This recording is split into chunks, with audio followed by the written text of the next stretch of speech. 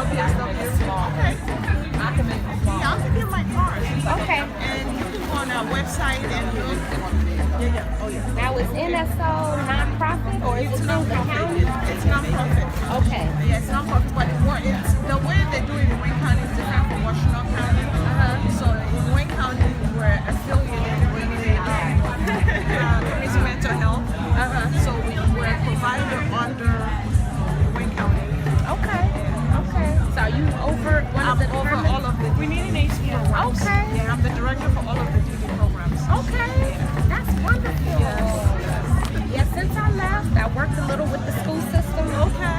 And then after that, then I started going back into social work. I did wraparound with juvenile. Yeah. Okay. Well, not juvenile, but youth and their families. Family. Okay. And then I just started working in clinical case management. Okay. But, you know, they have some issues where, you know, budget